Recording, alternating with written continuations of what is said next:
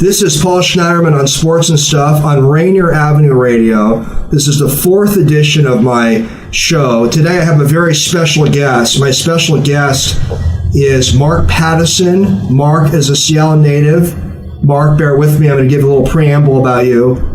Mark was a Roosevelt High School football star. He's in the Roosevelt High School Hall of Fame. Mark was a 3-year letterman who played for the late great coach Don James. Mark was in a couple bowl games, including the famous Washington Orange Bowl victory over Oklahoma. Mark, in 2016, and the rest of that famous 1984 University of Washington team was inducted in the class of 2016 Hall of Fame.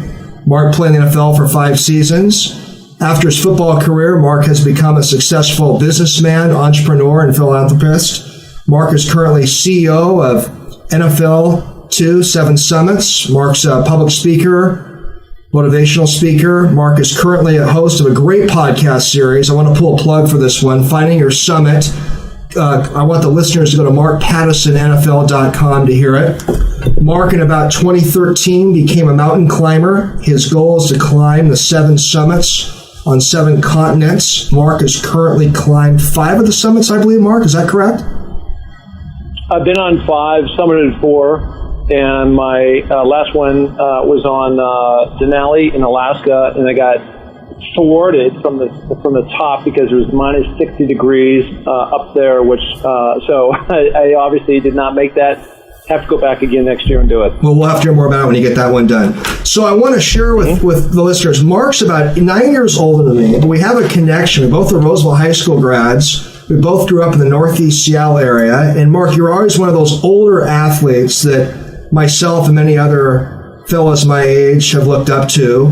And, we're not that far apart in age, but when you're in elementary school and somebody's in high school, there's definitely an age difference in those K through 12 years. But Mark, you've always been one of those kids in the View Ridge, Lowellhurst, Northeast Seattle neighborhood who made it big. And today we want to talk about your career and your thoughts on some other issues outside and within the sports world. We're going to hit on a potpourri of subjects. And we only have 27 minutes today, Mark, so we're just going to kind of get a checklist of stuff in and get your thoughts on some stuff. I decided I'd rather focus on multiple issues with you than just 1 or 2 issues. So, Mark, I want to start with my first topic here. It involves youth sports. You were a very successful athlete at the K through 12 level. There was a recent Time magazine cover story, the September 4th, 2017 edition, about the whole youth sports industry.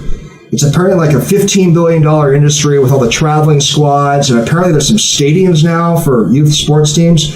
Mark, I know you love sports, and I do as well, but you think youth sports has gotten a little too excessive?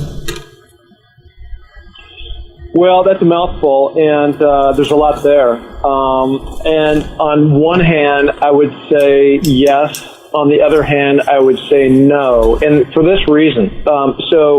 You and I grew up in roughly the same neighborhood, and I spent 18,000 hours at View Ridge Playfield playing with my buddies. And my mom literally used to go out every night, open the back door, and yell over the fence of View Ridge Playfield and tell me to come in for dinner. And pretty much had to drag me off the field. So what we were doing back in the day is more or less what they're doing today. All they did is organize it.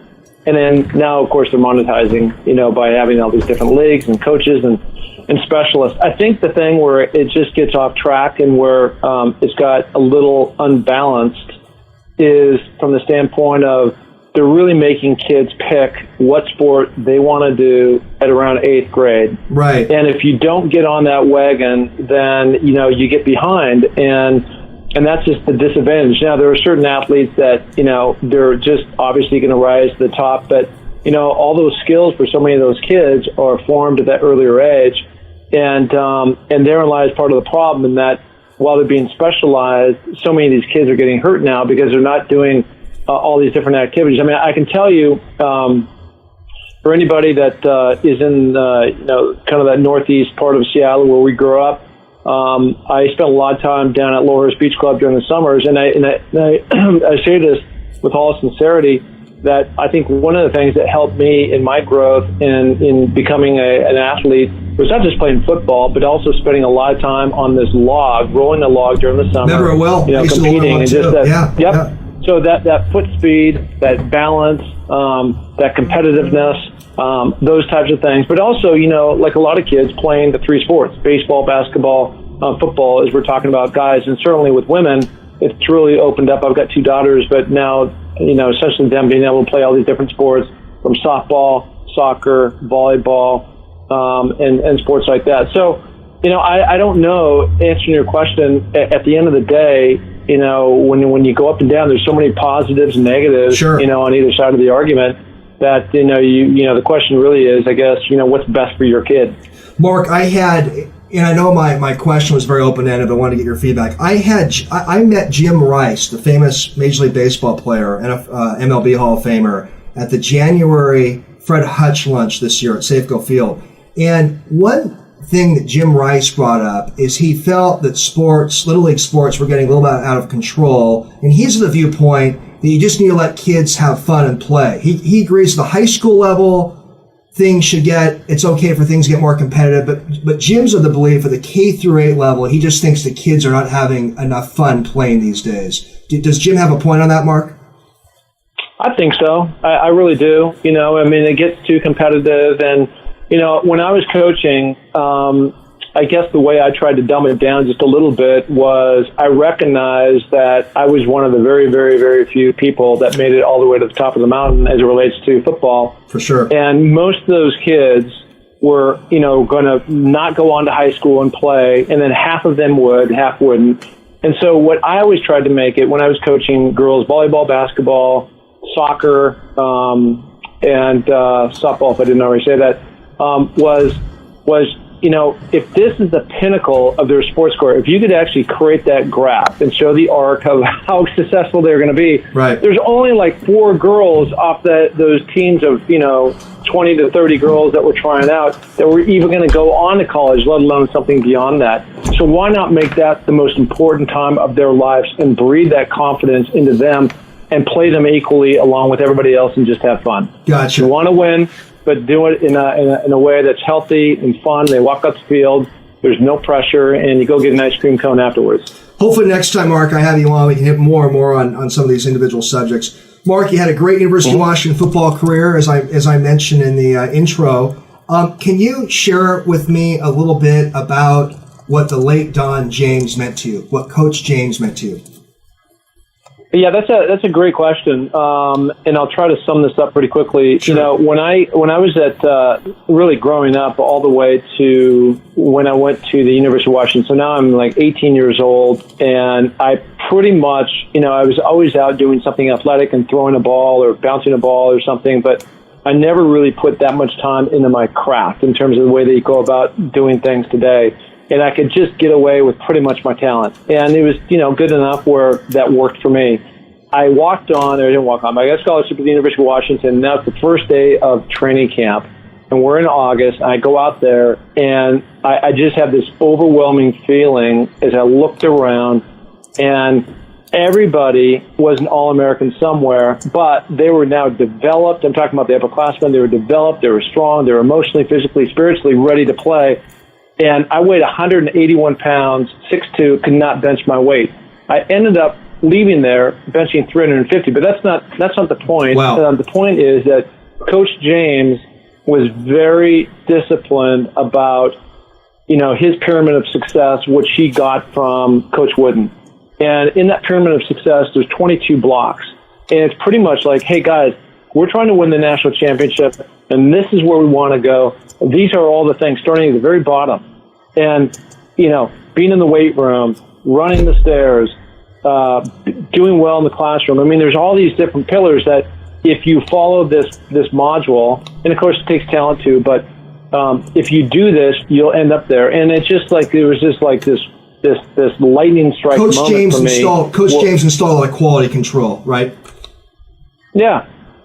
Yeah. I mean, it was just it's an incredible moment for me to like have that moment, that flashbulb moment go off. Like, if I want to be like those guys someday, I need to follow this program. And so it was a whole mind shift. Paul Schneiderman on Sports and Stuff. I have as my special guest, Mark Pattison. Mark, you had a good 5-year NFL career. I'd love to go deeper on this, but I got one question for you on this. Was playing for the LA Raiders in that 1980s LA Hollywood atmosphere? Was that just a pretty crazy situation? Well, if you can imagine, you go from Don James, really hardcore, very disciplined. Everything is super structured. I was there for 5 years playing with him. And then I get drafted by this crazy Raider team, which I'd grown up, like a lot of people admiring. In those days, was the Oakland Raiders. And I go out, and in our first stretching, there's Jim Plunkett, and we're sitting in the circle versus a structured line. And the DBs are here, and the quarterbacks are over there. The receivers are in another spot. And Ray Guy is out there, no punter. He's smoking a cigarette. Jim Plunkett's drinking some coffee. And it was just a whole different deal, And that's right. They're the Oakland Raiders. They became the LA Raiders, right?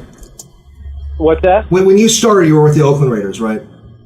Yeah. I mean, again, they were down in LA as you pointed out. But I can remember going in the huddle and that first training camp, mini camp, and Jim Plunkett's the quarterback.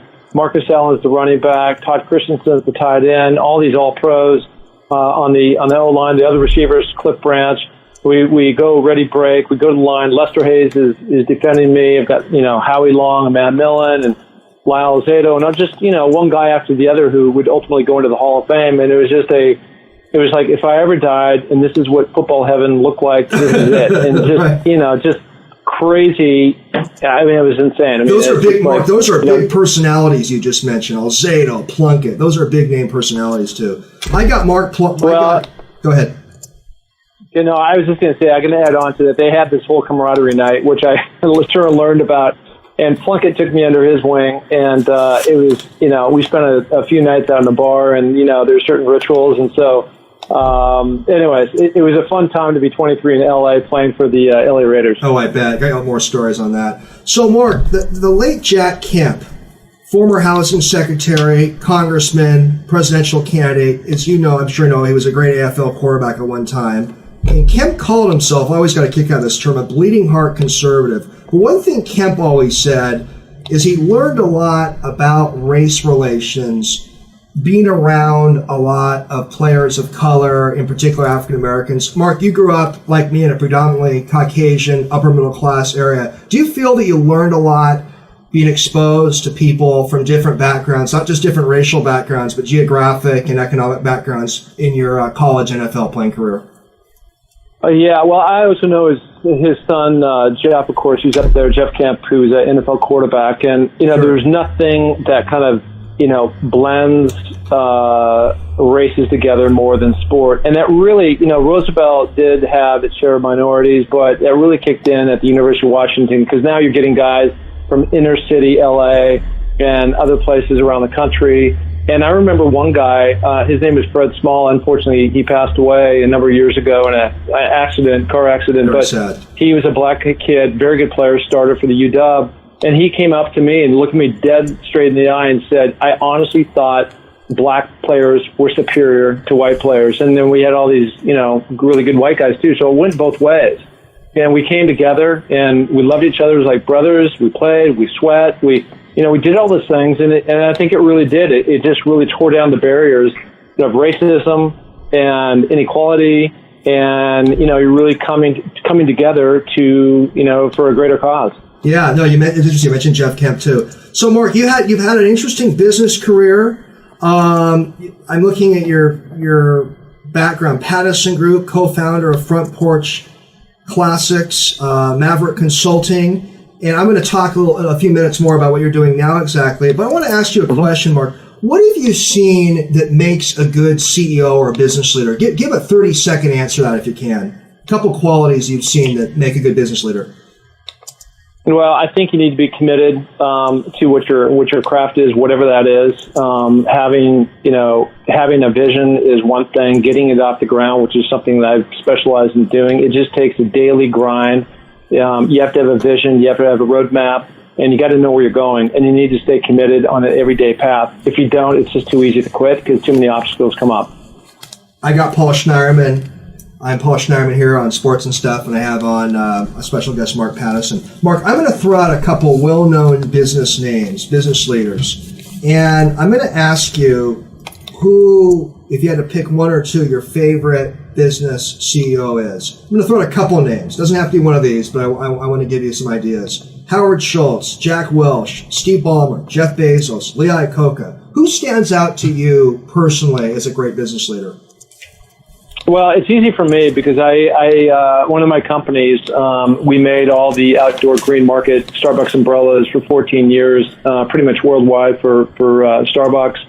And then when I started Front Porch Classics, we went and we pitched Howard Schultz, and we ultimately got in. It was a gaming company, and I spent a lot of time with Howard, played basketball against Howard. But, I think Howard is the epitome to me of what those CEOs should be like. He's got tremendous amount of passion. He has tremendous amount of drive. He has a very clear understanding of what motivates people and a sense of his surroundings, and just a good guy, with high values. And that's really what I got out of him. And so since he's the guy that I know out of that group, that's I'm going with that answer. And Howard certainly has a little bit of stigma in Seattle with the Sonic sale issue. Yeah, look, things went upside down, and unfortunately with the Sonics, I grew up as a Sonics fan. I remember back in the 80s, early 80s, 80, I think 79 and 80, when we went to the championship 2 years in a row, and I've gotten to know Jack Sikma, and I'm buddies with Detlef Schrempf, and so I have my roots tied to that as well. And I think he just got so worn down by contract holdouts, and he's such a relationship guy. And that's probably something a lot of these people in Seattle don't know. Doesn't make it right. And obviously he probably regrets selling that team to the guys in Oklahoma City. But, that's what he did. And, we all make mistakes, right? And trying to correct those things. And I think the easy thing for him could have been is just like pack his bags and move to the East Coast or California or some other place. And, he kind of stood up in the fire and took it head on. And, it hasn't been easy, but I don't know. I still have a lot of respect for him, sure. And I'm hopeful that our Sonics can come back to the great city of Seattle. And you have a little different perspective of Howard through your own dealings with him as well. Mark, I want to ask you a question about corporate citizenship. There was recently a study that I saw on Twitter, Time Magazine site, that the profession that has the largest number of sociopaths, and my profession, attorneys, are right behind, are CEOs. CEOs kind of have a stereotype of being kind of rogue, tough guys. Mark, with CEOs with responsibilities to shareholders and investors, can you have a humane corporation, or is that just naive? Well, I don't know. I think it goes back to, you got to, as a CEO, and I'm not sure, this is kind of a blanket answer here. Sure. But I think, at least what I try to strive for, and I know, I'm buddies with the Nordstroms and those guys, and, a number of guys around Seattle who are in those types of positions. But I just believe you just need to start with having a very, very strong moral compass. And when you do that, everything trickles down from there. And you also get the respect of all the employees. So, if your company is doing well, how do you not only treat your companies, but if you are profitable, like the way Microsoft is and other companies, you're paying it forward. What can you do to improve that community? And that all starts with the CEO and leadership. Interesting. Paul Schneiderman on Sports and Stuff, Mark Pattison. Mark, there's a great 2006 Seattle PI article on you that I read back then, and I read it again recently as I was preparing for my interview with you. And at the time, you're a married guy, 2 kids, successful businessman, prominent former athlete, living the American dream. And you've mentioned you had some personal challenges that came up the last several years and have led you to doing some mountaineering and other things. So, and concerned the mountaineering, did you just wake up one morning and decide you want to be a climber? Give us a little background on what led you to do these amazing climbs. Yeah, no, I appreciate that. We're referencing, the tough time as I was going through a difficult period with my now ex-wife. I had actually moved from Seattle after moving back there, from LA back to Seattle. I was up there for 12 years. She wanted to go back and act. And, we just found ourselves in Santa Monica. I didn't have really a whole lot of friends and support down here in California. And so, it was a really challenging time. So I finally, after kind of feeling sorry for myself, really asked the question what I was going to do about it. Having grown up in Seattle, and I've climbed Tiger Mountain probably 200 times, something like that, especially with Jim Mora back in the day. And I was just like, I want to become the first NFL player to ever climb the 7 summits. And that would be the 7 highest peaks on the 7 continents.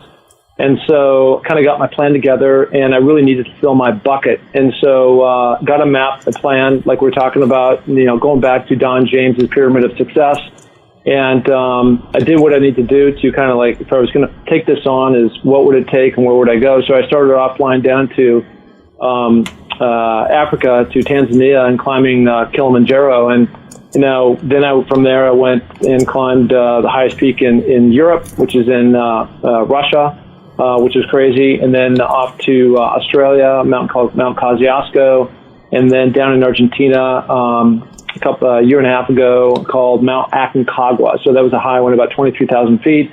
And then didn't make the top of Denali this last year, but going back next in 2018 in May, and then the following year I'll be on Everest. So, great. Definitely, yeah. So that's kind of what happened and what led me to, and it's kind of like taking fire in terms of where it's gone. I didn't necessarily plan like this would be a business out of it or potential, to get an audience, but a lot of these really cool things have come out of it. Paul Schneiderman on Sports and Stuff with Mark Pattison. Mark, of the climbs you've done so far on these major mountains, 15 seconds, what's your favorite one?